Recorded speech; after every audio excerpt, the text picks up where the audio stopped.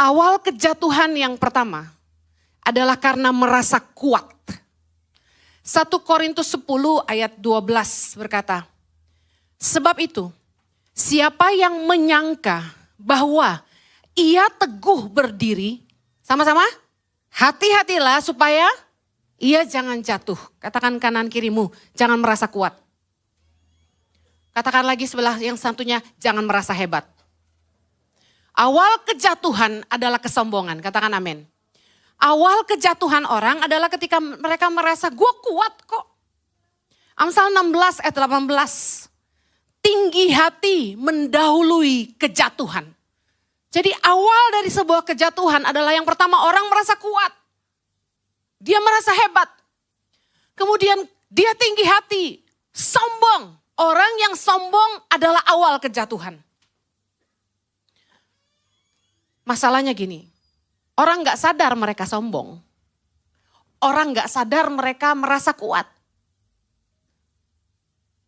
Kita itu perlu diingatkan. Kita itu perlu dijaga oleh orang-orang di sekitar kita. Amin. Dalam hidup kita, kalau kita itu mau menang, kita butuh penasehat. Amsal 24 ayat 6 bilang kemenangan tergantung dari penasehat yang banyak. Tapi penasehat yang seperti apa? Penasehat yang baik bukan yang fasik, katakan amin. Nah, siapa yang bisa mengingatkan Anda? Itu penting. Contoh suami istri. Perempuan itu biasanya punya insting. Masalahnya, karena kesalahan Sarai yang memberi ide yang salah kepada Abram, kemudian Hawa yang menawarkan buah yang dilarang Tuhan kepada Adam, membuat perempuan jadi gak bisa dipercaya. Ada seorang pengusaha yang mencuci otak suami saya. Saya bilang mencuci otak karena dia ngomongnya berulang-ulang dan terus-terus. Kamu jangan dengerin Henny. Jangan sampai seperti Abram yang dengerin Sarai. Dia bilang dalam hidup saya gak pernah dengerin istri saya. Karena perempuan tuh gak ngerti apa-apa, dia bilang gitu. Bahaya ya. Saya setuju bahwa tidak semua yang dikatakan istri itu benar. Harus diuji, betul? Tapi perempuan bahwasanya itu peka. Karena makhluk perasa. Kalau udah merasa suami macam-macam, istri pasti tahu. Karena kita kenal pasangan kita. Apalagi saya kenal Jojo dari saya umur 16 tahun. Dia gak pernah bisa bohong sama saya. Mimik wajahnya saya lah bisa baca. Bahaya. Dan baru tadi kemarin malam saya bilangin dia. Saya lagi di kamar mandi, Roh Kudus ngomong. Henny, periksa visa Amerika kamu. Periksa visa gitu. Roh Kudus bilang gitu. Saya pikir, waduh, jangan-jangan visa Amerika saya habis. Nanti kalau pas mau pergi pelayanan ke LA, gawat nih. Gak bisa berangkat, bisa kacau gitu kan. Kemudian Tuhan ingatkan itu. Saya keluar kamar mandi, saya ambil paspor saya dan suami saya. Saya periksa paspor saya aman, ada visa Amerika sampai 2027. Pas saya periksa paspor suami saya, kagak ada visanya. Loh, kok gak ada visanya?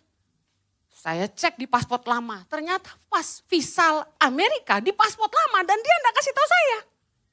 Biasanya kalau udah terjadi begini kita check in dan saya kasih paspor dan paspornya cuma ada satu, yang dimarahin siapa kira-kira? Sekretaris. Roh Kudus menyelamatkan saya dari dimarahin suami saya dengan mengingatkan visa Amerikanya gak ada gitu. Roh Kudus itu luar biasa loh. Nah, perempuan yang dekat sama Tuhan punya kelebihan, dia peka. Ibu-ibu Anda harus dekat sama Tuhan. Karena kita enggak tahu, dunia ini penuh penipuan dan jahat. Jangan takut suamimu selingkuh, kamu cuma perlu dekat aja sama Tuhan. Amen. Nah, biasanya kalau suami diingetin istri enggak seneng. Kenyataan, Jojo juga enggak suka kalau diingetin saya, marah dia. Dengar, kita Tidak seorang pun yang kebal dosa. Perempuan juga enggak kebal dosa. Ada suami yang ngeluh ke saya. Istri saya tuh lebay Bu Heni. Suka selfie. Terus posting di sosial media. Terus ada cowok-cowok netizen yang komen-komen di Instagramnya. Saya enggak senang dia bilang. Ngapain lu genit-genit gitu sama orang, ya kan? Dibilang cantik, dibilang seksi malah di love. Kalau menurut saya pribadi, kalau ada laki-laki yang mengatai saya seksi di sosial media itu penghinaan. Itu merendahkan. Karena enggak pantas, ya. Tapi ada perempuan yang senang. Semakin dibilang seksi dia post foto-foto dan posting yang lebih seksi lagi. Ini enggak normal menurut saya. Nah, suaminya ingatkan dia marah. Saya mau ngomong, enggak seorang pun kuat. Jangan pernah merasa kuat, Anda bisa jatuh. Jadi Anda perlu diingatkan oleh pasanganmu. Kalau diingatkan jangan marah, mulai lirik pasangannya. Suami saya nunduk jadi saya nggak bisa lirik.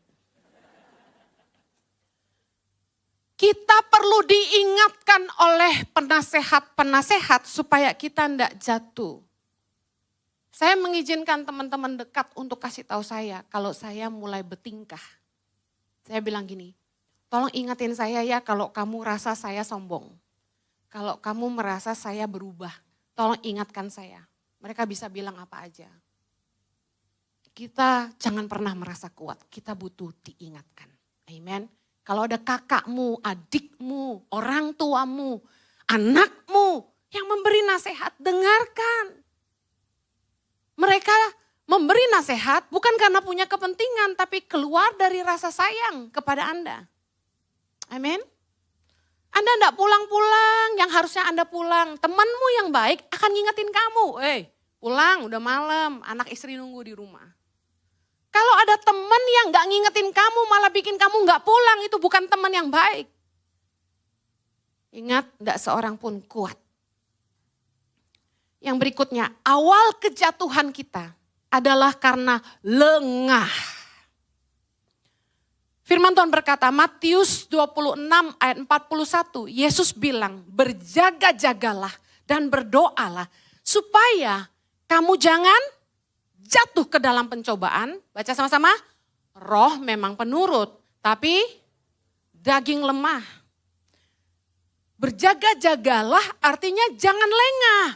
Be alert all the time. Kita nggak boleh lengah. Karena sekali lagi tidak seorang pun kebal terhadap dosa. Yesus bilang roh kita memang penurut.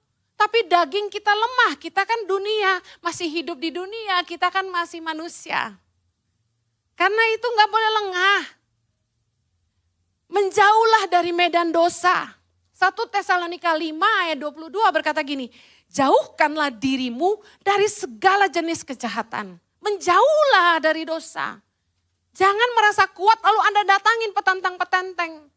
Kita tahu banyak orang yang lepas dari drug addict. Coba-coba merasa dia udah kuat, dia mau nolong orang yang drug addict. Apa yang terjadi? Merasa kuat, lengah, jatuh. Kita harus mengerti bahwa kita ini masih di dalam daging. Kita punya kelemahan. Katakan kanan kirimu, jangan mencobai diri sendiri. Apa kuncinya? Anda harus jujur sama dirimu. Anda harus berkata gini, saya punya kelemahan. Saya juga bisa jatuh. Kalau Anda orang yang menikah dengan suami yang cuek, Mr. Kulkas, kurang perhatian, pelit, apalagi ya. Terus Anda bekerja di kantor yang teman priamu itu astaga. So sweet, perhatian, suka ngajak makan, bawain Anda hadiah dan oleh-oleh kalau dari luar kota, hangat. Anda tipe yang bahasa kasihnya tuh sentuhan, dan dia saban ketemu selalu pegang pundak. Are you okay? Kira-kira jatuh enggak? Anda harus jujur, saya punya kelemahan. Kita semua punya tangki kasih yang harus diisi. 5 bahasa kasih manusia. Yang pertama kata pujian. Ada orang yang bahasa kasihnya dia suka dipuji. Yang kedua hadiah, suka dikasih hadiah. Biarpun cuma cabai sekilo, gak apa-apa. Yang ketiga sentuhan, ya touch. Yang keempat itu quality time. Bahasa kasih saya quality time. Kalau suami saya mengkhususkan waktu hanya buat saya dan anak-anak saya, itu bahasa kasih. Yang kelima itu apa satu lagi sayang? Yang kelima, act of service, melayani. Jadi ada orang tuh yang sukanya nikah sama babu. Maaf. Maksudnya saya bercanda biar Anda gak ngantuk. Suami saya langsung marah. Act of service tuh gini, kalau Anda melayani pasanganmu, masakin masakan kesukaan dia, terus ada suami yang kalau istri biar pulang selarut malam apapun dijemput di kantornya, act of service bagi dia itu cinta. Nah, kalau dalam pernikahan maupun hubungan, tangki kasih kita tidak terisi, kebutuhan kita tidak terjawab, dan kita temukan itu dari orang lain, inilah awal kejatuhan. Jangan lengah, jangan terbuai. Ini saya mau cepat aja karena waktu terbatas. Anda harus jujur apa kelemahan Anda dan menjauhlah dari situ. Jangan mencobai diri sendiri. Saya tahu kalau pacar lama saya yang saya sangat-sangat cinta di masa lalu, coba-coba kontak saya lagi, gimana kabar kamu? Itu hangat langsung hati saya ya. Itu saya respon misalnya gitu ya. Terus dia bilang kita ngopi yuk. Wah, Jojo gak doyan kopi, dia suka ngopi, nyambung. Terus saya ngopi gitu sama dia, tanpa sepengetahuan Jojo. Misalnya gitu, misalnya. Lalu besok-besok lagi dia WA lagi. How are you? Ada yang bisa aku bantu? Terus aku baru dimarahin Jojo misalnya. Terus aku curcol sama dia gitu. Dia bilang kita ngopi yuk, ngopi lagi. Saya tahu saya pasti jatuh. Pasti. Dan saya tahu Anda akan membenci saya. Karena saya jatuh. Kita harus jujur kepada kelemahan diri sendiri. Amen. Makanya kalau ada cowok deketin saya, WA saya, ngajak saya jalan, saya nggak ladenin. Karena saya tahu itu pasti bikin saya jatuh. Nggak ada seorang pun kuat. Amen. Nah, Galatia 5 ayat 1 bilang, supaya kita sungguh-sungguh merdeka, Kristus telah memerdekakan kita. Karena itu, berdirilah teguh dan jangan mau lagi dikenakan kuk perhambaan. Yesus telah memerdekakan kita. Jangan mau diperhamba dosa lagi. Amen. Jadi budak dosa tuh gak enak. Karena itu, Anda perlu berdoa. Tuhan Yesus, kasih saya kekuatan untuk menolak apa yang sulit saya tolak. Jauhkan saya dari hal-hal yang membuat saya jatuh.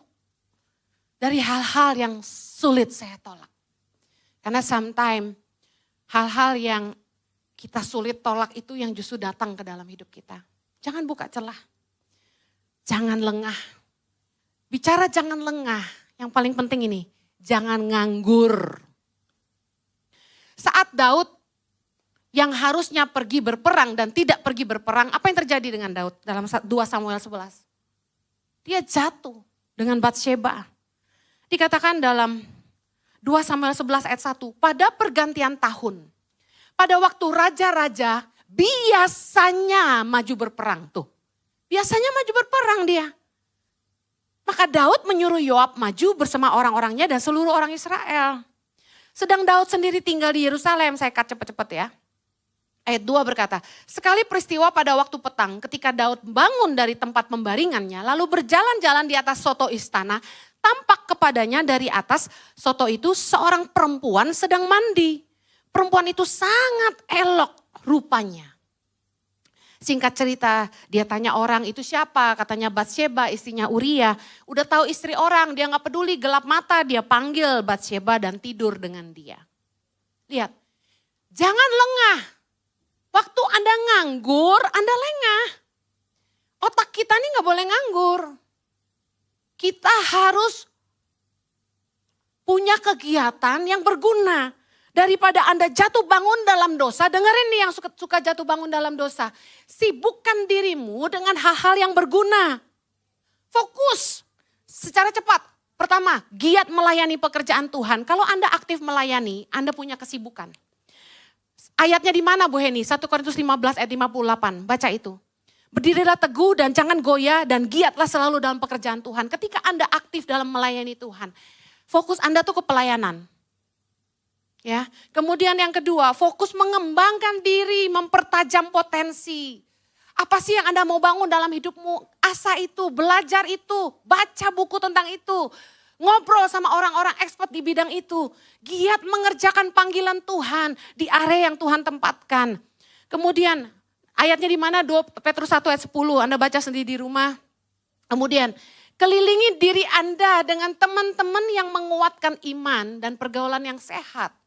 Kalau Anda dikelilingi sama teman seiman yang sehat, paling enggak tuh ada yang ngingetin Anda kalau Anda mulai lengah gitu loh. Jangan nganggur. Nah, yang terakhir, awal kejatuhan. Itu adalah tidak menjaga hati. Hati ini sumber dari segala kejahatan kita kalau kita tidak jaga. Yesus berkata dalam Matius 15 ayat 19. Karena dari hati timbul segala pikiran jahat. Pembunuhan, perzinahan, percabulan, pencurian, sumpah palsu, dan hujat. Dosa itu tidak lahir satu hari. Dosa itu lahir dari benih di dalam hati. Waktu kita mulai tidak jaga hati dan pikiran kita. Markus 7 ayat 20. Yesus bilang gini. Katanya lagi, apa yang keluar dari seseorang, itulah yang menajiskannya. Sebab dari dalam, dari hati orang timbul segala pikiran jahat, percabulan, pencurian, pembunuhan, perzinahan, keserakahan, kejahatan, kelicikan, hawa nafsu, iri hati, hujat, kesombongan, kebebalan. Ayat 23, semua hal-hal jahat itu timbul dari dalam dan menajiskan orang. Lihat, dosa itu lahirnya dari hati kita, dibuahi di situ. Orang tuh kalau jatuh, dia sudah pikirin sebelumnya. Dan dibiarin. Saya mau bahas contoh-contoh kejatuhan sekarang. Kejatuhan dalam perzinahan atau percabulan itu dimulai dari benih dalam hati. Yesus berkata dalam Matius 5 ayat 28. Tetapi aku berkata kepadamu, setiap orang yang memandang, perhatikan. Perempuan serta menginginkannya, kata kedua. Yang pertama, memandang dari mata. Lalu menginginkannya, sudah berzinah dengan dia di dalam hatinya. Laki-laki kelemahannya di mata, perempuan juga. Kalau laki-laki itu perempuan, kalau perempuan itu shopping, ya, lemah banget di mata, ya. Nah, setiap orang yang memandang perempuan serta menginginkannya sudah berzinah dengan dia di dalam hatinya. Bu Heni, masa ngelihat perempuan cakep gak boleh? Namanya orang punya mata, gak buta. Yesus bilang gini, memandang dan menginginkan. I guess like this. First look is fine. Second look is dangerous. Pandangan pertama aman. Tapi kalau sampai Anda noleh lagi, sekali lagi, itu mulai benih di situ. Saya nggak masalah kalau Jojo memandang seseorang satu kali. Tapi waktu dia mulai putar kepalanya, saya masalah. Namanya laki-laki, masa Pak Jojo nggak bisa gitu? Bisa dong. Mungkin gini, kadang-kadang kita pertama kali lihat tuh kayaknya nggak fokus, bener nggak? Tapi pandangan nggak fokus aja kok mempesona. Berarti kan kita pengen lihat lagi. Hah, gitu kan? Bener nggak kira-kira gitu? Nah, memandang is fine. Tapi ketika mulai timbul keinginan, ini bahaya. Yang bahaya gini, Anda mulai mereka-reka, kapan istri gue pergi ya? Kapan pasangan gue dipanggil Tuhan ya? Gawat kan? Ini cocok buat ganti nih gitu. Nah ini bahaya. Mendoakan pasangan cepat dipanggil Tuhan. Soalnya dalam kekristenan gak boleh bercerai Bu Heni. First look is fine. Second look is dangerous. Saya makanya bilang, hati-hati ya. Hati-hati. Sin will fight its way. Dosa itu akan berjuang untuk menjatuhkan Anda. Iblis akan selalu mencari celah untuk menjatuhkan Anda. 1 Petrus 5 ayat 8, baca sama-sama. Bacanya kencang-kencang bilang gini, sadarlah, 1, 2, 3. Sadarlah dan berjaga-jagalah. Lawanmu si iblis berjalan keliling. Sama seperti singa yang mengaum-ngaum dan mencari orang yang dapat ditelannya. Look, Anda lengah, iblis gak lengah. Anda harus selalu alert, sadar dan berjaga-jaga. Gue bisa jatuh. Karena iblis selalu akan cari celah untuk menjatuhkan Anda. Mari saya kasih contoh sehari-hari. Jalan masuk dosa itu dari mana? Yang pertama, jemaat minta didoakan. Atau teman minta didoakan. Awalnya mendoakan, habis itu pelukan. Ini bahaya. Kemudian, konseling pribadi. Teman curcol. Jemaat curcol. Pengerja curcol. Awalnya yang diusap air matanya. Habis itu yang diusap semuanya. Karena itu saya bilang sama pengerja. Tolong konseling itu pria dengan pria, wanita dengan wanita. Karena jangan sampai dia merasa kasihan. Udah mulai deh. Ku hapus air matamu. Gitu kan. Ku hapus. Ku kobok abis itu. Nah. Masalahnya gini. Zaman sekarang pria juga jatuh dengan pria. Wanita juga jatuh dengan wanita. Jadi saran saya, curcol-curcol itu jangan di ruangan tertutup. Jangan. Kalau sampai ada yang mau konseling sama Pak Jojo, saya kasih tahu ya. Anda harus daftar dengan konselor. Jadwal konseling. Kami punya konselor-konselor yang diurapi Tuhan. Yang memang di training, memang kuliahnya di situ, ahli di bidangnya yang bisa menangani masalah Anda. Pak Jojo empatinya kurang, Anda percuma konseling sama Pak Jojo. No, serius. Kenapa harus sama Pak Jojo? Saya mendapati beberapa kali jemaat perempuan minta konseling sama Pak Jojo, saya marah. Karena berduaan di pastoral, mana boleh. Ada CCTV, tapi kan gak dicek terus ya kan. Saya bilang sama tim konselor, jangan pernah lempar jemaat konseling sama Pak Jojo dengan alasan kenal. Justru yang bikin jatuh tuh yang kenal. Ngerti gak? Jangan. Anda harus jaga gembalamu, jangan sampai jatuh. Selama ini kenapa pendeta banyak jatuh? Karena ya gini, gak dijaga gitu loh. Suami saya juga laki-laki dan dia lemah, sangat lemah. Gosh. Dia demen perempuan cakep. Makanya Anda pikir kenapa saya berusaha kurus dan dandan. Dia demen banget perempuan cantik. Makanya saya minta tolong. Anda jangan sampai gembalamu jatuh. Tolong dijagalah. Kalau mau konseling sama Ibu Heni gimana? Kalau siap dimarahin sih boleh aja.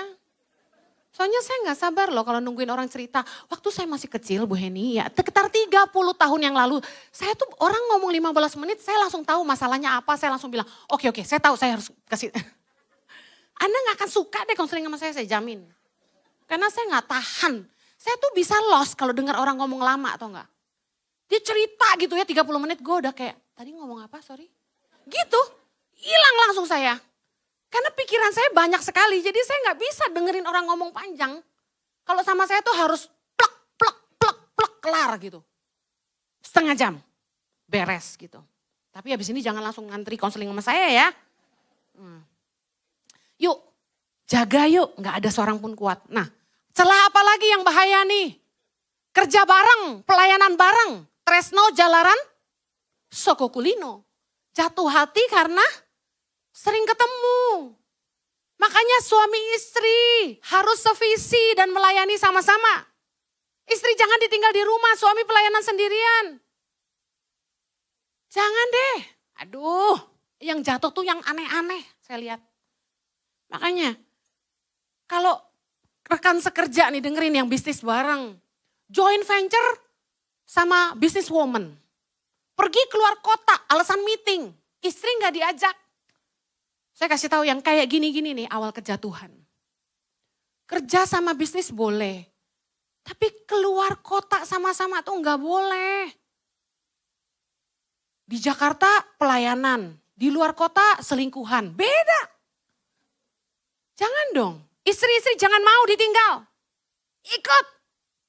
Aduh Bu Heni, jangan begitu. Saya gak setuju sama nasihat ibu. Karena istri saya kalau ikut, dia shopping melulu. Ada yang gitu ke saya. Saya gak mau ajak istri saya. Saya kerja, dia malah belanja. Habislah duit saya katanya gitu. Ya istri-istri juga tahu diri lah. Dandan yang cantik. Biarpun kamu gak ngerti, duduk di sebelah suamimu. Dan jangan ngomong apa-apa. Karena begitu Anda mulai bicara, ketahuanlah Anda gak ngerti apa-apa. Udah dandan yang cantik, duduk manis, ngurusin suamimu mau minum apa, mau makan apa. Ya kan, kalau dia mulai emosi, gosok-gosok punggungnya gitu kan. Dijaga tuh. Pernikahan Kristen zaman sekarang cerai melulu. Selingkuh melulu. Ayo dong, saya aja gak kuat, masa Anda kuat? Betul gak? Makanya meskipun saya sedih ninggalin anak saya, kalau nurutin hati istri-istri, mama-mama, kita lebih sayang anak, benar gak? You know I know lah ya kan.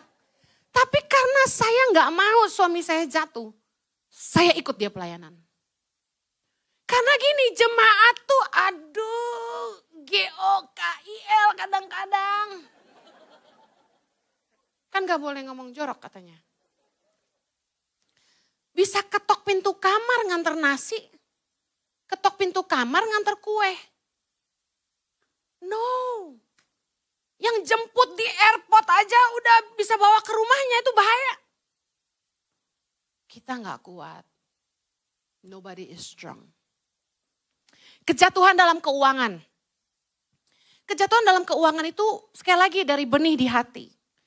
1 Timotius 6 ayat 10 bilang akar segala kejahatan adalah cinta uang. Nah, kalau Anda gak mau jatuh dalam keuangan, Anda gak boleh cinta uang. Anda harus ngerti kata cukup. Kalau Anda gak ngerti kata cukup, Anda akan jadi hamba uang, jadi budaknya uang. Ibrani 13 ayat 5 berkata, janganlah kamu menjadi hamba uang. Dan cukupkanlah dirimu dengan apa yang padamu. Masalahnya gini, kenapa orang jadi cinta uang?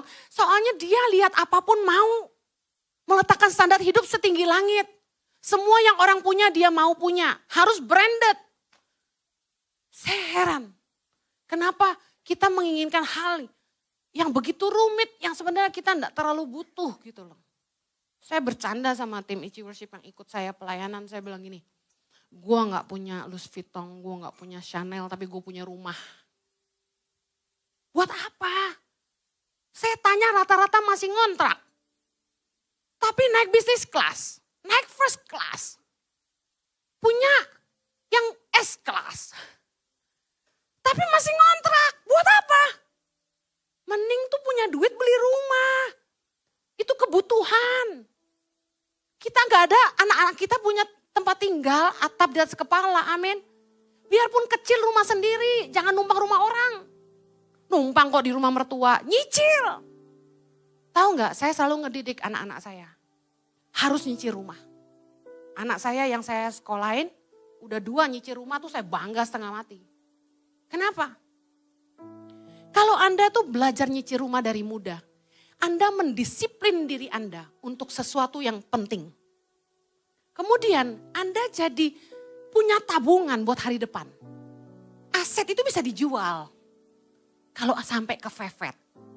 Dan ketika Anda lihat sisa dari gaji Anda setelah KPR dan perpuluhan dan sebagainya, Anda jadi lebih bijak mengatur keuangan.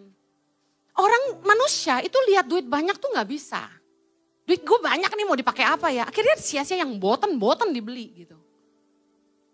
Ayo belajar mencukupkan diri. Kalau enggak Anda akan jadi budak uang. Yesus ngajarin kita jangan serakah. Manusia nih jangan serakah.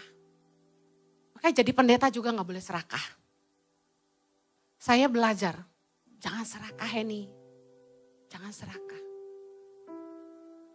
Kejatuhan dalam kejahatan. Itu benihnya dari mana? Dari menyimpan akar pahit. Orang bisa jadi jahat. Itu karena akar pahit. Ibrani 12 ayat 15. Jagalah supaya jangan ada seorang pun menjauhkan diri dari kasih karunia Allah. Agar jangan tumbuh akar yang pahit yang menimbulkan kerusuhan dan mencemarkan banyak orang. Efesus 4 ayat 31 berkata, segala kepahitan, kegeraman, kemarahan, pertikaian, fitnah hendaklah dibuang dari antara kamu. Saya mau tutup dengan ini. Dari iri hati, Anda akan jadi orang yang jahat sekali. Ingat kisah Kain dan Habel dalam Kejadian 4. Karena Kain iri dengan Habel adiknya. Karena persembahan Habel lebih dikenan Tuhan. Dikatakan dalam ayat kelima, Kejadian 4 ayat 5. Lalu hati Kain menjadi sangat panas dan mukanya muram. Ayat 6, perhatikan yang Tuhan ngomong. Firman Tuhan kepada Kain, mengapa hatimu panas dan mukamu muram? Tidakkah mukamu tidak akan berseri jika engkau berbuat baik? Tetapi jika engkau tidak berbuat baik, dosa sudah mengintip di depan pintu. Ia sangat menggoda engkau, tetapi engkau harus berkuasa atasnya. Awal kejatuhan, dosa itu sangat menggoda. Tapi kita harus berkuasa atasnya. Amen. Kita harus kendalikan hati kita. Kita harus buang segala pikiran jorok.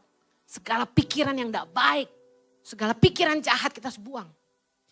Dikatakan dosa sudah mengintip di depan pintu. Ia sangat menggoda engkau. Tapi engkau harus berkuasa atasnya. Tapi apa yang terjadi? Kain tidak mau dengarkan Tuhan. Ayat ke-8. Kain bawa adiknya ke padang dan di padang itulah dia memukul Habel dan membunuh dia. Awal dari kejahatan, kita jatuh dalam berbagai kejahatan. Tadi saya bilang cinta uang. Yang kedua karena kemarahan, akar pahit. Yang ketiga karena iri hati. Yuk jangan iri sama orang. Orang tuh kalau udah iri hati bisa jahat sekali sama orang. Bisa mencelakakan orang, bisa merekayasa berita-berita yang tidak baik untuk menjatuhkan orang lain. Yuk jangan iri yuk. Saya kemarin sempat ngomong sama salah satu tim di ICI. Saya kok merasa bahaya sekali untuk saya memperlihatkan kasih sayang saya dan perhatian saya kepada salah satu leader di ICI. Bahaya. Kenapa? Salah bicara, orang itu bisa dibenci semuanya. Beberapa kali orang-orang yang saya bercandain jadi bahan guyonan. Wah ini anak kesayangan Ciheni. Wah ini difavoritin sama Bu Heni. Sampai ada yang datengin saya dan bilang gini, please jangan sebut nama saya. Karena gara-gara nama saya disebut, orang-orang jadi iri hati sama saya. Saya jadi serba salah. Tapi saya mau bilang ini, yang salah bukan saya, yang salah bukan orang itu. Yang salah karena Anda tidak jaga hati Anda. Tuhan memberikan kasih karunia kepada siapa yang dia mau beri kasih karunia. Tuhan mau pakai siapa yang dia mau pakai. Itu urusan Tuhan. Tapi kita tidak boleh iri lihat pemakaian Tuhan dalam hidup orang lain. Amen. Yuk, awal kejatuhan adalah merasa kuat. Awal kejatuhan adalah lengah. Jangan nganggur. Jangan sampai Anda nganggur pikiranmu kemana-mana. Jangan sampai fokusmu salah. Jangan lengah, jangan sampai Anda mendekati medan dosa yang Anda tahu itu kelemahanmu dan Anda bisa jatuh. Yang terakhir, awal kejatuhan itu tidak menjaga hati. Yuk, jaga hati yuk. Karena dari hati ini loh timbul segala pikiran jahat. Iri hati, percabulan, perzinahan, semua dari hati. Dari mata turun ke hati. First look is okay, second look is dangerous. Jaga matamu. Amen. Jangan perhatikan, kalau buka Instagram, lihat cewek cakep biasa aja. Katakan kanan kiri, biasa aja. Jangan gini loh, yang bahaya tuh gini loh. Di zoom. Dari atas sampai bawah, nah ini udah bahaya. Ini yang bikin Anda jatuh. Ingat Yesus bilang, barang siapa memandang dan menginginkan dalam hati, sudah berzina di dalam hatinya. Istri-istri, dengar. Bukan cuma suamimu, kamu juga harus jaga hati dan matamu. Amen. Jangan beri kesempatan buat pacar lama ngajak kamu pergi. Jangan ngechat sama pacar lama. Jangan kegeeran kalau di message di DM sama orang di Instagram tuh langsung kayak gitu. Dibales-bales, apa kabar? Terus dibilang kamu cantik, thank you, love. Ngapain? Gak kenal kok. Saya aja, kalau sama pengerja dikasih love. Yang saya balas love sama peluk-peluk tuh yang perempuan. Yang laki-laki saya cuma like. Karena saya jaga perasaan istrinya. Ciheni kegenitan gitu kan. Please lah. Dulu zaman emoticon baru muncul. Di BlackBerry Messenger, ingat ya? Suami saya tuh belum paham cara pakainya gitu loh. Dia kirim emoticon cium-cium love ke teman saya. Teman saya sampai kaget. Dia bilang sama saya, ngapain nih si Jojo kirim love ke gua sama cium-cium, katanya laki gue bisa marah loh kata dia gitu. Terus saya ajarin, apa ini maksudnya Jo, ini gak boleh, saya bilang gitu. Tapi habis ini jangan belagak pelon ya, terus bilang sama istrimu, wah aku gak ngerti ini apa, jadi aku kirim gitu. Udah jangan basi ya. Sekarang saya kasih tahu, gak pantas kirim tanda cium-cium, peluk-peluk ke lawan jenis. Kecuali itu kakakmu, adikmu, mamamu, adikmu. Amin, anakmu, suamimu, istrimu. Ada amin Pastor Jojo? Jangan lagi ya. Kita doa ya. Bapa di sorga, kami bersyukur untuk kebenaran firman-Mu. Terima kasih buat roh-Mu yang mengajar kami. Supaya kami jangan jatuh. Jauhkanlah kami dari segala pencobaan. Jauhkanlah kami dari segala yang jahat. Jauhkanlah kami dari semua hal-hal yang membuat kami jatuh. Hal-hal yang sulit kami tolak. Tolong kami untuk jaga hati, jaga pikiran kami Tuhan. Terima kasih. Kami minta roh-Mu yang terus senantiasa menasihati kami. Dan menjaga kami. Di dalam nama Yesus. Yang diberkati sama-sama katakan. Amin.